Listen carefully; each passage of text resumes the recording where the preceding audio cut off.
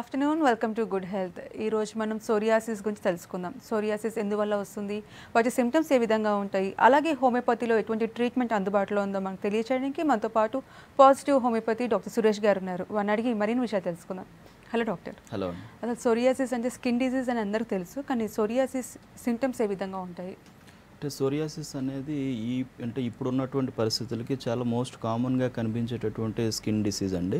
ఇది ఒక దీర్ఘకాలికమైనటువంటి skin disease. జనరల్గా ఏంటంటే చాలా వరకు స్కిన్ ప్రాబ్లమ్స్ అన్నీ కూడా ఏంటంటే ఆన్ అండ్ ఆఫ్ వచ్చిపోతూ ఉంటాయి అన్నమాట. అవి మళ్ళీ తగ్గిన తర్వాత చాలా వరకు రాకపోవచ్చు. కానీ సోరియాసిస్ అనేటటువంటిది ఏంటంటే కొన్ని మెడిసిన్స్ వాడినా కూడా అది అగైన్ రిపీట్ అవ్వడం అనేది మనం చూస్తూ ఉంటాం. అది క్లియర్ అయినట్టు ఉన్నా కూడా అగైన్ మళ్ళీ రిపీట్ అవుతూ ఉంటుంది. అంటే దీన్ని ముఖ్యంగా ఎలా గుర్తిస్తామంటే, ఒకటి చర్మం పైన ముందుగా అంటే ఎక్కువ శాతం ఏంటంటే తలలో కానీ లేకపోతే కొద్దిమందికి మిగతా బాడీ పార్ట్స్ పైన కానీ ఎక్కడైనా స్కిన్ ఎక్కడి వరకు ఉందో అక్కడ వరకు చిన్న చిన్న పొక్కులు మాదిరిగా చిన్న ప్యాప్యూల్స్ టైప్లో స్టార్ట్ అవుతుంది. సో అది పెరుగుతా దానిపైన చిన్న వైట్ స్కేల్స్ మాదిరిగా తయారవుతూ ఉంటుంది అనమాట. సో సిల్వరీ స్కేల్స్ లాగా తయారవుతూ ఉంటుంది. సో ఎప్పుడైతే ఈ స్కేల్స్ లాంటివి వచ్చి ఇచ్చింగ్ అనేది ఎక్కువగా రావడం, ఒక ప్యాచెస్ టైప్లో అది పెరుగుతూ ఉండడం, లేదంటే నెమ్మదిగా ఉన్న చోట నుండి వేరే చోటుకి స్ప్రెడ్ అవుతూ ఉండడం, ఇలాంటివన్నీ కనిపిస్తే కనుక వీటితో పాటుగా దురద అనేది చాలా అధికంగా ఉంటుందండి. సివియర్ ఇచ్చింగ్ విత్ స్కేలింగ్ ఈ రెండు ఉంటాయి, చాలా ఇంపార్టెంట్ అనమాట. సో ఈ రెండు ఎక్కువగా ఉంటే కనుక దాన్ని ఖచ్చితంగా సోరియాసిస్ అని గుర్తించాల్సిన అవసరం ఉంటుంది. సో ముఖ్యంగా లక్షణాలు బట్టి చూసుకుంటే కనుక ఇవి మనకి మోస్ట్ ప్రామినెంట్గా కనిపించేటటువంటి లక్షణాలండి. సో కేవలం లక్షణాలను బట్టి దీన్ని మనం డయాగ్నోస్ చేసే అవకాశం అనేది చాలా ఎక్కువగా ఉంటుంది. ఓకే. సో సోరియాసిస్ ఫ్యామిలీ హిస్టరీలోనే ఉంటేనే సోరియాసిస్ వస్తుందా, లేదంటే ఇతర కారణాల వల్ల సోరియాసిస్ వస్తుందా? అంటే ఫ్యామిలీ హిస్టరీలో ఉంటే కనుక మ్యాక్సిమం వచ్చే అవకాశం అనేది ఉంటుందండి. అంటే రావాలనేది ఎవరూ చెప్పలేం, కానీ బట్ టెండెన్సీస్ అనేవి క్యారీ అవుతాయి కాబట్టి ఆ జనరేషన్ వైజు అంటే కొంతమంది ఏంటంటే చాలా పెద్దవాళ్ళకి ఓల్డ్ ఏజ్లో సోరియాసిస్ బయటపడవచ్చు. వాళ్ళ నెక్స్ట్ జనరేషన్కి ఏంటంటే చాలా తక్కువ ఏజ్లోనే బయటపడవచ్చు. 20 ఇయర్స్లో కూడా, టీనేజ్లో కూడా, లేకపోతే మిడిల్ ఏజ్లో కూడా బయటపడే అవకాశం ఉంటుంది. డెఫినెట్గా జెనెటికల్ టెండెన్సీస్ అనేవి మాత్రం క్యారీ అవుతూ ఉంటాయి. అవి బాడీలో మనకి ఒక డిసీజ్గా బయటపడడానికి మన లైఫ్ స్టైల్లో జరిగినటువంటి ఏమైనా స్ట్రెస్ కానీ, సైకలాజికల్ స్ట్రెస్ కానీ, లేకపోతే బాడీ తట్టుకోలేనంత ఫిజికల్ స్ట్రెయిన్ కానీ, లేకపోతే ఏమైనా టెన్షన్స్ లాంటివి ఏమైనా ఉన్నా, సో ఇవి మోస్ట్ ఇంపార్టెంట్గా చెప్తాం. అంటే ఎక్కువ శాతం టెన్షన్స్ అనేది చాలా మోస్ట్ ఇంపార్టెంట్ రీజన్ అండి. ఎందుకంటే ఇది ఒక ఆటో ఇమ్యూన్ డిసీజ్ అండి. అందుకని ఎగ్జాక్ట్ రీజన్ అనేది చెప్పలేం. సో జెనెటిక్ ఫ్యాక్టర్ అనేది ఒకటి, రెండవది ఆ పర్సన్ యొక్క లైఫ్ స్టైల్, ఆ బాడీ నేచర్ ఎలా ఉంది దాని ప్రకారం ఉంటుంది. సో ఎక్కువ శాతం ఏంటంటే సైకలాజికల్ స్ట్రెస్ అనేది మాత్రం మేజర్ రీజన్ కింద చెప్పాలి. ఓకే. వరంగల్ నుంచి కాలర్ ఉన్నారు. హలో. హలో, నమస్తే మేడం. నమస్తే అండి, కుమార్ గారు చెప్పండి. డాక్టర్ గారు నమస్కారం. నమస్తే అండి, చెప్పండి సమస్య ఏంటి? సార్ ఏం లేదు సార్, ఇప్పుడు మా మిస్సెస్ కు 38 ఇయర్స్ ఉంటాయి సార్. ఓకే. అయితే ఆమెకు కొంచెం మెడల పైన కొంచెం అంటే కళ్ళ కింద చిన్న చిన్న బ్లాక్ ఒకటి పుల్పిల్ టైప్ లా ఉంటుంది సార్. ఓకే. అయితే అది మామూలుగా ఇట్లా పైకి వెళ్ళి ఏంటన్నా వేరే దానికి ఏం కాస్మెటిక్ లాంటివి ఏమన్నా ఏం వాడతలేదు సార్. ఓకే అండి. ఓకే. జనరల్గా ఎట్లా పోతాయి అనేది కొంచెం దాని గురించి. ఒకటండి, ఇక్కడ అంటే ఈ చిన్న కణుతులు లాంటివి చిన్నవి రావడం కానీ అవి జనరల్గా వస్తూ ఉంటాయండి. అంటే బాడీ యొక్క నేచర్ ప్రకారం కొన్నిసార్లు స్కిన్ పైన ఎక్స్ట్రా టిష్యూ అనేది డెవలప్ అవుతూ ఉంటుంది. అంటే కెరటనైజ్డ్ టిష్యూ కానీ లేకపోతే వేరే అదర్ టిష్యూ కానీ డెవలప్ అవుతూ ఉంటుంది. సో దీనివల్ల ఏంటంటే చిన్న ఇవిలాగా వస్తూ ఉంటాయి. అవి పెద్ద వర్రీ అవ్వాల్సినంత అవసరం అయితే ఏం లేదండి. ఎందుకంటే అది బాడీకి ఇబ్బంది పెట్టే రకంగా అయితే ఏమీ ఉండవు. అండ్ ఫర్దర్గా దానివల్ల బాడీకి ఇన్ ఫ్యూచర్ కూడా వేరే ప్రాబ్లమ్స్ వచ్చే అవకాశం ఏమి ఉండదండి. సో వాటి గురించి పెద్ద వర్రీ అవ్వక్కర్లేదు. చిన్న వాట్స్ అంటాము. కాకపోతే ఏంటంటే ఇందులో కొన్ని ఇన్ఫెక్షన్స్ వల్ల వచ్చేటటువంటి వాట్స్ కొన్ని ఉంటాయండి. న్యాచురల్గా నార్మల్గా బాడీ నేచర్ ప్రకారం వచ్చే వాట్స్ కొన్ని ఉంటాయండి. ఒకవేళ అధికంగా వస్తూ ఉంటే కనుక ఒకటితో పాటుగా 1-2 కాకుండా చాలా విపరీతంగా తక్కువ టైంలో పెరిగితే కనుక దానికి సంబంధించి హోమియోపతి మందులనే ఉంటాయండి. అండ్ మోస్ట్ కామన్గా యూజ్ చేసే మందు ఏంటంటే తూజే అనేటటువంటి మెడిసిన్ వాడతాము. బట్ ఇప్పుడు మేము చెప్పడం అని కాదు, కానీ బట్ బాడీ యొక్క నేచర్ని ఆధారంగా చేసుకొని ఆ మెడిసిన్ అనేది కరెక్ట్గా సూటబుల్లా కాదనేది పేషెంట్ యొక్క బాడీ కండిషన్ బట్టి ఉంటుంది. మీరు ఒకసారి దగ్గరలో ఉన్న పాజిటివ్ హోమియోపతి క్లినిక్ వెళ్ళి డాక్టర్ గారిని కలిస్తే కనుక ఆమె యొక్క బాడీ కండిషన్ బట్టి ఆ మెడిసిన్స్ ఇస్తారు. ఇవి డెఫినెట్గా కంట్రోల్ అయిపోతాయి, కొత్తగా రాకుండా ఉంటాయి, దాని తర్వాత ఉన్నవి కూడా తగ్గిపోతాయండి. వరీ అవ్వాల్సిన అవసరం ఏం లేదండి. ఓకే, నల్గొండ నుంచి కాలర్ ఉన్నారు. హలో హలో అండి. నమస్తే అండి. సార్ మేడం మాది నల్గొండ మేడం. ఓకే అండి, మీ సమస్య చెప్పండి. హలో హలో, టీవీ వాల్యూమ్ తగ్గించి మాట్లాడండి. మేడం నాకు రెండు కాళ్ళకు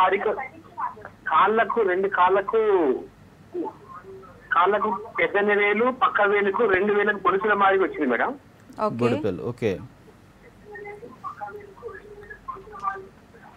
ఒక 3 years నుంచి ఉంటే మన 1 year బ్యాక్ నేను నల్గొండ వెంకటకృష్ణ అని ఇంగ్లీష్ మెడిసిన్ వాడుతున్నా మేడం. ఓకే అండి. వాడుతున్నా, వాడినన్ని రోజులు వస్తుంది, మానుతుంది, మందులు వాడిన రోజులు మానుతుంది, మళ్ళీ తర్వాత వస్తుంది యాజ్ ఇట్ ఈజ్ గా. Okay okay. పెయిన్ ఉంటుందండి సార్? నాకు తలలో కానీ ఎక్కడ లేదు సార్. నేను నొప్పి ఏమైనా ఉంటుందండి? ఎక్కడ లేదు. నొప్పి కానీ ఏమైనా ఉంటుందా? దురద కానీ నొప్పి కానీ ఎలాంటిది లేదు సార్ నాకు. Okay okay, right. అంటే యాక్చువల్గా ఏంటంటే బొటన వేలు కానీ లేకపోతే ఆ పక్క వేలులో కానీ ఎక్కడైనా కూడాను చిన్న బొడిపెల్ లాంటివి రావడం కానీ ఏమైనా ఉంటే కనుక ఒకటే అండి, ఇవి ఒక్కొక్కసారి మనకి ఆ ఫ్రిక్షన్ వల్ల కొద్ది మందిలో వస్తూ ఉంటాయండి. మనం చెప్పల్స్ ఎక్కువ యూజ్ చేసినప్పుడు ఆ ఫ్రిక్షన్ వల్ల కొంతమందికి వస్తుంది. అండ్ ఇక్కడ ఆలోచించాల్సింది ఏంటంటే ఒక్కోసారి బాగా బొడిపెల్ అనేవి ఎక్కువ అయ్యి చాలా సివియర్ పెయిన్ కానీ వాపు కానీ ఉంటే కనుక లోపల ఏమైనా యూరిక్ యాసిడ్ క్రిస్టల్స్ అనేవి ఏమైనా డిపాజిట్ అవుతున్నాయో చూసుకోవాలి. అంటే గౌట్లో కూడా ఇది మోస్ట్ కామన్గా చూస్తూ ఉంటాం. లేదు అంటే ఎక్కువ శాతం ఫ్రిక్షన్ వల్ల వచ్చేటటువంటి అవకాశం అనేది ఉంటుందండి. అండ్ మామూలుగా ఏంటంటే పెయిన్ అనేది మీరు లేదని చెప్తున్నారు కాబట్టి దాన్ని క్లియర్ కట్గా చెప్పలేకపోతున్నాం. కానీ డెఫినెట్గా ఈ యొక్క సిమ్టమ్స్ అనేవి నేను చెప్పినటువంటి ఈ పరిస్థితుల్లోనే ఎక్కువ కనిపించడం జరుగుతూ ఉంటుందండి. బట్ ఏంటి అనేది ఒకసారి కరెక్ట్గా చూస్తే కనుక చెప్పగలుగుతాం.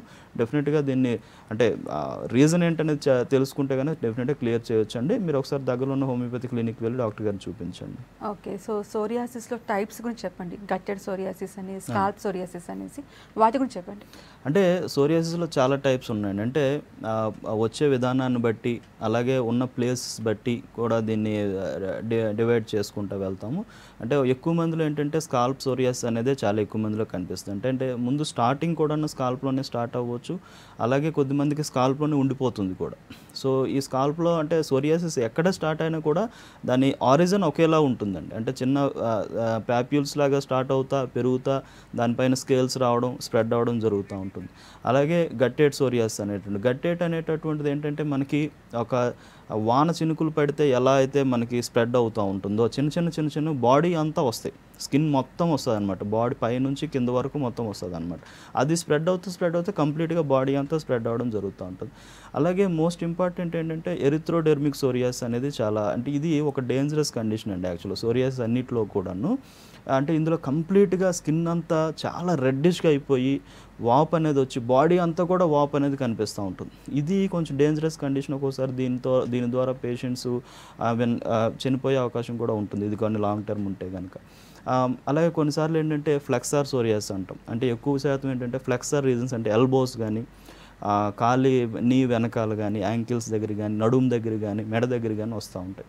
అంటే ఇలా ఈవెన్ చెప్పుకోవచ్చు కొన్ని రకాలుగా. సో ఈ విధంగా ఉంటుందండి. ఏదైనా కూడా దాని రీజన్ కానీ సిమ్టమ్స్ కానీ ఒకటే ఉంటాయి అండ్ బయట కనిపించేది కూడా ఒకే మాదిరిగా ఉంటుంది. ఓకే, నెక్స్ట్ కాల్ తీసుకుందాము. హలో హలో, నమస్తే అండి, చెప్పండి మీ ప్రాబ్లం చెప్పండి, డాక్టర్ గారు ఉన్నారు. నమస్తే అండి. నమస్తే అండి, చెప్పండి. ఈపీ రెడ్డి పేరు. ఓకే, నమస్తే సార్. టీవీ వాల్యూమ్ తగ్గించి మాట్లాడండి. సార్ నాకు 3 years నుంచి సార్ ఇది విటిలిగో అనేది ఏర్పడింది సార్. ఓకే, విటిలిగో అనేది ఏర్పడుతుంది సార్. అది ఎలర్జీ తోటి రైజ్ అవుతుంటుంది సార్. ఓకే, ట్రీట్మెంట్ తీసుకుంటా ఉంటే అది ఇంగ్లీష్ మెడిసిన్ వాడితే సార్ అది స్టాప్ అయిపోతుంది, మళ్ళీ డోస్ తక్కువ చేస్తే మళ్ళీ ఇంప్రూవ్మెంట్ అవుతుంది సార్ అది. ఓకే అండి. చెప్పండి. సార్ బెట్నసాల్ ఫార్ట్ అవి వాడితేనే అది స్టాప్ అవుతుంది సార్. మిగతా ఎన్ని మెడిసిన్ వాడినా కూడా అది రైట్ అండి. ఇంకా స్టాప్ కావడం లేదు సార్. ఓకే. రైట్. విటిలిగో అనేటటువంటిది ఒక మేజర్ ఆటో ఇమ్యూన్ డిసీజ్ అండి. దీనికి ఎగ్జాక్ట్ రీజన్ అనేది చెప్పలేము, కానీ బాడీ లోపల స్కిన్ లోపల ఉండేటటువంటి మెలనోసైట్స్ అనేటటువంటి సెల్స్ కంప్లీట్గా డిస్ట్రాయ్ అయిపోతాయి. సో దానివల్ల ఏంటంటే స్కిన్ కలర్ కంప్లీట్గా కలర్లెస్ అయిపోతుంది. సో దానివల్ల వైట్ ప్యాచెస్ అనేవి మనకు తెలుస్తూ ఉంటుంది. ఇది యూజువల్గా స్ప్రెడ్డింగ్ డిసీజ్. ఇది ఒక చోట ఉంటుంది, అక్కడే ఉంటుందని చెప్పలేము. స్కిన్ అంతా కూడా స్ప్రెడ్ అవ్వచ్చండి. అంటే విటిలిగో అనేటటువంటిది చాలా క్రానిక్ కండిషన్ అండి.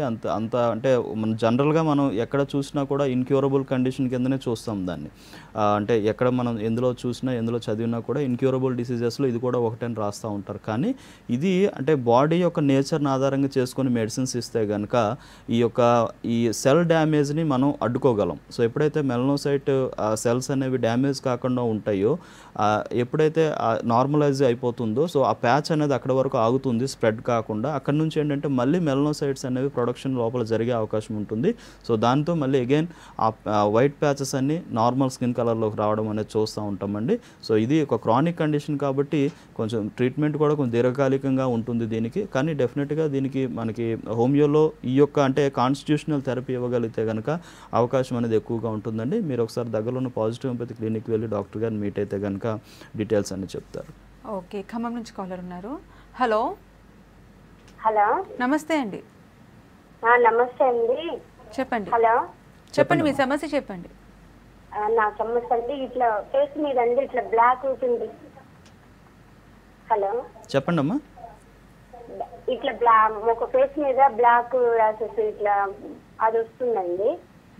ఫేస్ పైన అంటే ఈ చీక్స్ పైన వస్తుందా, నుదురు పైన వస్తుందా? చర్మం మీద ఇట్లా ఫేస్ వరకు అంటే కొంచెం ఇట్లా బుగ్గల వరకు ఇక్కడ. రైట్ అమ్మా. ఓకే. ఓన్లీ ఇట్లా ఫేస్ బుగ్గల మీద ఇక్కడ ఈ రంది ఇట్లా కొంచెం ఓకే. బయటికి వెళ్తే ఇంకా బ్లాక్ అనిపిస్తుందండి బాగా. ఓకే అమ్మా. ఓకే.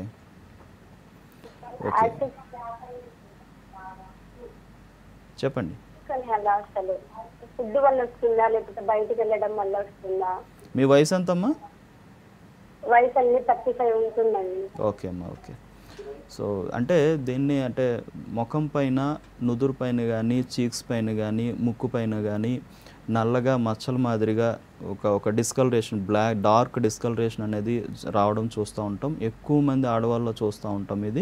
దీన్ని యూజువల్గా మెలాస్మా అంటామమ్మా. సో ఈ ర్యాషెస్ అనేవి యూజువల్గా ఏంటంటే ఈ మెలనోసైట్స్ అనేవి ఎక్కువగా డిపాజిట్ అయిపోవడం వల్ల స్కిన్లో అక్కడక్కడ కొన్ని పార్ట్స్లో ఇలాంటిది వస్తూ ఉంటుంది.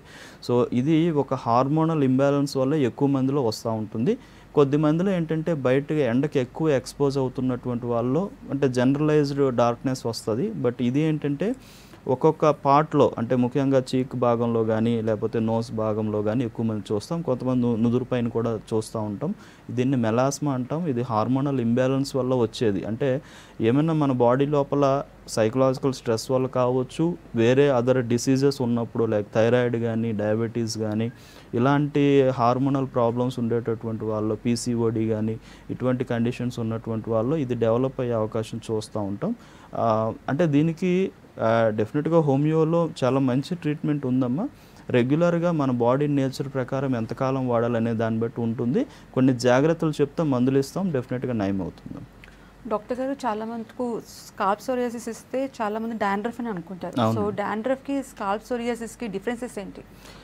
ఒకటేనండి, ఇప్పుడు సోరియాసిస్ అనేటటువంటిది డీపర్ డిసీజ్ అండి. డాండ్రఫ్ అనేది మనకి సూపర్ఫిషియల్గా కనిపించేటటువంటి కండిషన్ అండి. డాండ్రఫ్ని మనం క్లీన్ చేసుకుంటే కొన్నాళ్ళు కనిపించకపోవచ్చు.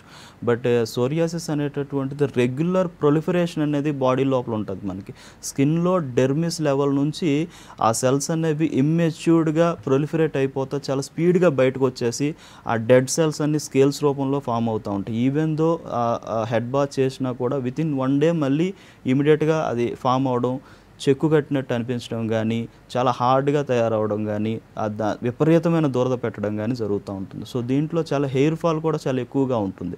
సోరియాసిస్, స్కాల్ప్ సోరియాసిస్ ఉన్న వల్ల హెయిర్ మ్యాక్సిమం పోయే అవకాశం ఉంటుందండి. అంటే ఇది రెండింటికి డిఫరెన్స్ అనేది అదండి. ఇందులో ఏంటంటే మనకి డాండ్రఫ్ అనేది మనకి ఎప్పుడు స్కేల్స్ రూపంలో కనిపించదండి, పౌడర్ రూపంలోనే కనిపిస్తుంది. సో ఇది బట్ సోరియాసిస్ అనేది మాత్రం స్కేల్స్ డెఫినెట్గా వస్తాయండి. అండ్ ఇది వచ్చే విధానం కూడా చిన్న ప్యాప్యూల్స్ అంటే చిన్న పొక్కుల్లాగా తలలో స్టార్ట్ అవుతాయండి. అక్కడక్కడ 4-5 వస్తా అవి పెరుగుతా ఒక ప్యాచ్ మాదిరి తయారవుతూ ఉంటుంది. అది ఎప్పటి నుంచి మొదలవుతుంది అనేది ఫస్ట్ మనం గుర్తించాలి. డాండ్రఫ్లు ఎప్పుడు కూడా మనకి పైన చిన్న పొక్కులు లాంటివి రావు. సో ఇది రెండింటికి డిఫరెన్స్. ఇది చాలామంది గమనించాల్సినటువంటి విషయం. చాలామంది ఏంటంటే నార్మల్ అనుకుని వదిలిపెడతా ఉంటారు.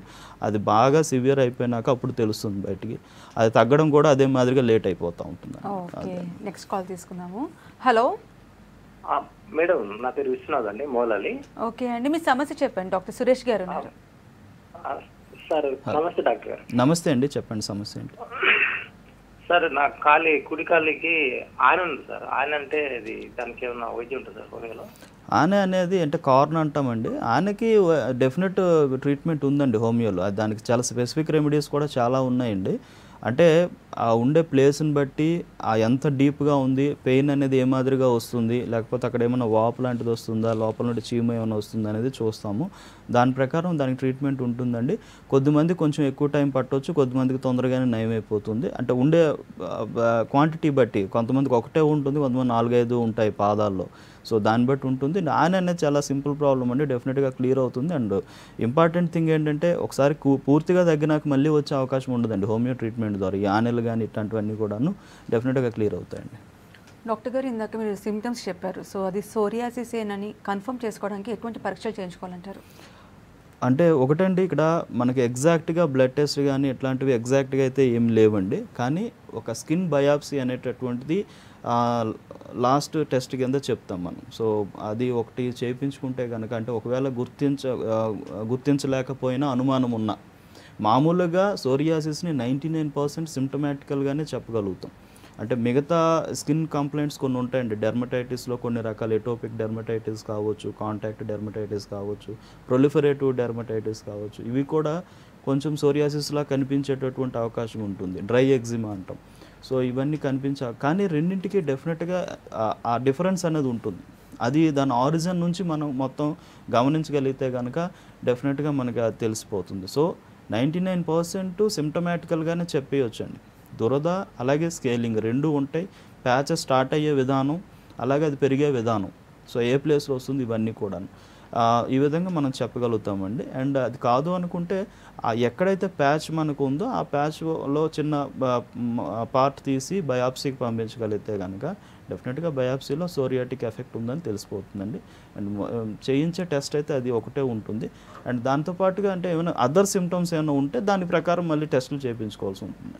ఓకే, వరంగల్ నుంచి కాలర్ ఉన్నారు. Hello sir, good evening sir.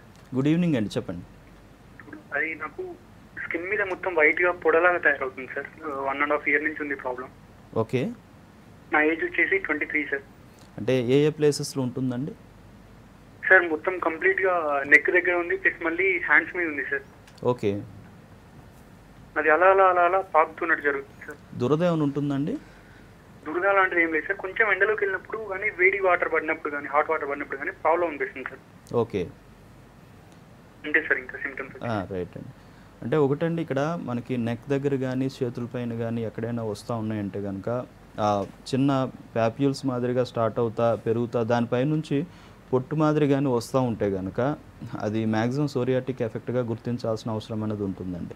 అంటే కొద్ది మందిలో ఏంటంటే ఎటోపిక్ డెర్మటైటిస్ అంటే డ్రై ఎగ్జిమా అంటాము, ఇది కూడా దాని మాదిరిగా ఉంటుంది. ఎక్కువ శాతం ఏంటంటే ఈ చేతులు ఫోల్డ్స్ దగ్గర కానీ మెడ దగ్గర కానీ వస్తూ ఉంటుంది. సో ఈ మ్యాక్సిమం ఈ రెండు కండిషన్స్లో ఏదో ఒకటి అయ్యే అవకాశం ఉంటుంది. సో అంటే ఒకటి, ఏదైనా సెన్సిటివ్గా స్కిన్ ఉండేటప్పుడు ఎండకి సెన్సిటివ్గా ఉంటే ఎండకి ఎక్స్పోజ్ అయినా, వేడి వాటర్కి కానీ చల్లని వాటర్కి కానీ దేనికైనా ఎక్స్పోజ్ అయినా కూడా మనకి ఆ ప్రాబ్లం అనేది ఎక్కువ అవడం చూస్తూ ఉంటాం. అది మన యొక్క స్కిన్ సెన్సిటివిటీ బట్టి ఉంటుంది, అలాగే డిసీజ్ కండిషన్ బట్టి ఉంటుంది.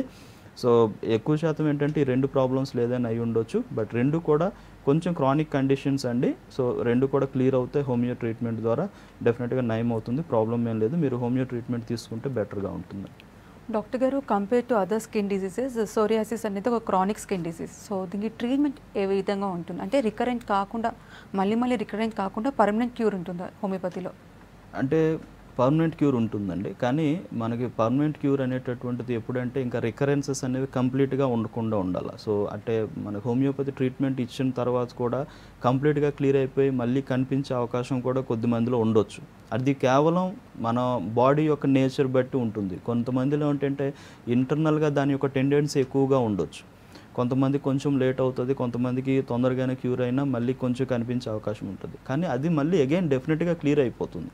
క్లియర్ అయిపోయి మళ్ళీ కనిపించకుండా అంటే సీజన్ టు సీజన్ కంప్లీట్గా కనిపించకుండా ఉంటే కనుక అది మళ్ళీ రాదు అనేటటువంటి చెప్పగలుగుతాం. సో ముఖ్యంగా ఏంటంటే ఈ రైనీ సీజన్ కానీ వింటర్ సీజన్ కానీ ఎక్కువ మందిలో కనిపిస్తూ ఉంటుంది. సో ఈ 2 సీజన్స్ కూడా కంప్లీట్గా దాని యొక్క ప్యాచెస్ కానీ దురద కానీ మచ్చలు కానీ ఏమీ లేకుండా ఉంటే కనుక అది డెఫినెట్గా క్యూర్ అయిపోతుందని మనం చెప్పగలుగుతాం.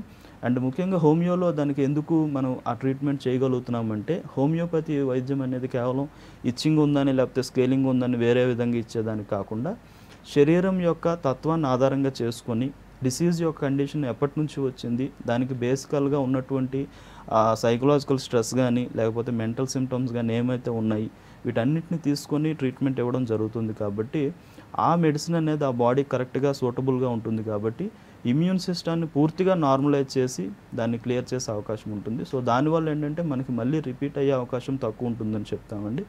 అది మన యొక్క మన లైఫ్ స్టైల్ని బట్టి మనం తీసుకునే కేర్ని బట్టి కూడా ఉంటుంది. అవన్నీ కూడా మన పేషెంట్ బట్టి చెప్తాము. సో డెఫినెట్గా పాటిస్తే హోమియోపతి మందులు వాడితే ఖచ్చితంగా నయమైపోతుంది. ఓకే, నెక్స్ట్ కాల్ తీసుకుందాము. హలో హలో రాణి గారు, నమస్తే అండి. గుడ్ ఆఫ్టర్నూన్ అండి. నమస్తే అండి డాక్టర్ గారు. చెప్పండి అమ్మా. మా పాపకి 19 years అండి. ఓకే. మెడ కింద చిన్న కందిపప్పు అంత గింజలో గోధుమ రంగు మచ్చలు వస్తూ మళ్ళీ తగ్గిపోతున్నాయి ఒక 1 week 15 days లో. అది ఏంటండి? ఏదన్నా విటమిన్ డెఫిషియన్సా లేక అది ఏం పెట్టారండి?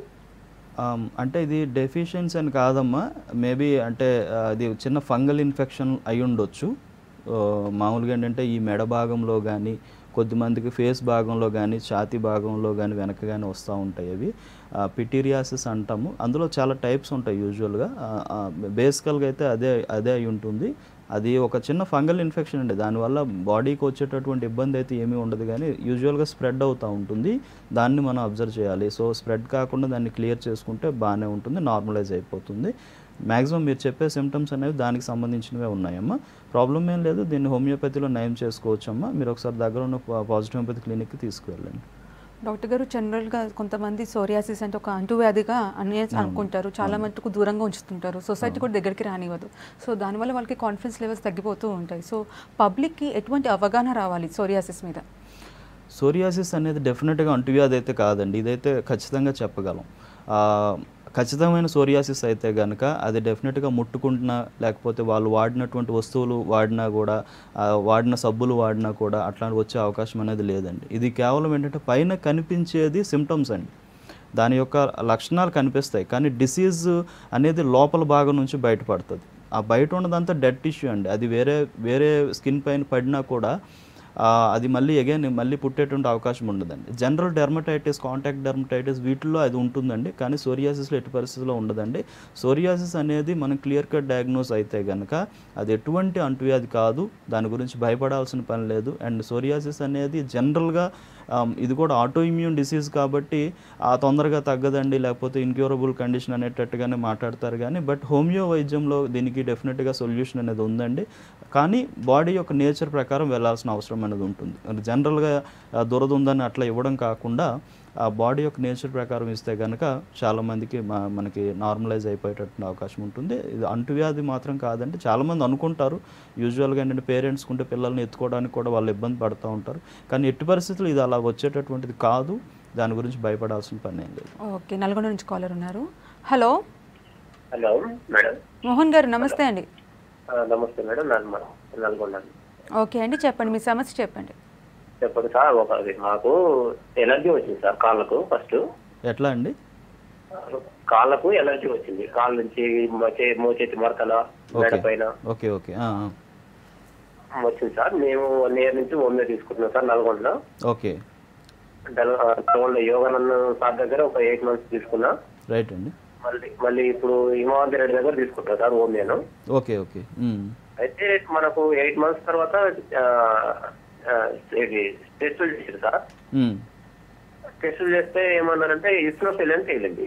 ఓకే. స్కిన్ బయోస్కాన్ కూడా చేసిండ్రు. ఓకే. దానివల్ల ఈ ఇస్నోఫిల్ వల్ల ఈ సైడ్ ఎఫెక్ట్ ఇస్తుంది అని చెప్పుకొచ్చారు సార్. ఓకే. ఓకే. అయితే ఇప్పుడు యోగానందం సార్ దగ్గర వాడకుండా హిమాంత్ రెడ్డి దగ్గర సార్ కూడా వాడుతున్నా. ఓకే అండి. సరే ఇప్పుడు కొంచెం నార్మల్కి వచ్చింది, ఎలర్జీ అనేది తగ్గింది. ఇంకా అప్పుడప్పుడు సర్ది వస్తూనే ఉంది, తుమ్ములు వస్తున్నాయి, కొంచెం బెటర్ గా ఉంది. ఇప్పుడు దీనివల్ల సైడ్ ఎఫెక్ట్స్ ఉంటాయా, దీనివల్ల ఇంకేమన్నా ప్రాబ్లమ్స్ ఉంటాయా అని? అంటే ఇక్కడ ఇస్నోఫిల్ కౌంట్ అనేది ఎక్కువగా ఉండే ఇస్నోఫిలియా అని చెప్పారు కాబట్టి ఇది కంప్లీట్గా అలర్జిక్ కండిషనేనండి. అంటే మీకు జలుబు ఫ్రీక్వెంట్గా రావడం కానీ, అంటే కోల్డ్ ఎలర్జీ అనేది ఎక్కువగా ఉండడం కానీ ఉంటుంది మీరు చెప్పే సిమ్టమ్స్ ప్రకారం చూసుకుంటే కనుక. దానికి వాడేటటువంటి మెడిసిన్స్ వల్ల కొన్నిసార్లు స్కిన్ కంప్లైంట్స్ కూడా కనిపించేటువంటి అవకాశం అనేది ఉంటుంది. అంటే ఎప్పుడు కూడా శరీరంలో respiratory complaints and skin complaints రెండు కూడా ఒకటి సప్రెస్ అయితే ఇంకో దాని మీదకి వెళ్ళే అవకాశం అనేది కొద్దిమందిలో చూస్తూ ఉంటామండి. అందులో ఈ యొక్క ఎలర్జిక్ కండిషన్స్ అనేవి చాలా ఎక్కువగా ఇలానే ఉంటుంది. అండ్ ముఖ్యంగా ఏంటంటే అది ఒక డెర్మటైటిస్ లాగా డెవలప్ అయ్యి ఉంది, మీకు ఎటోపిక్ డెర్మటైటిస్ అంటాం యూజువల్గా.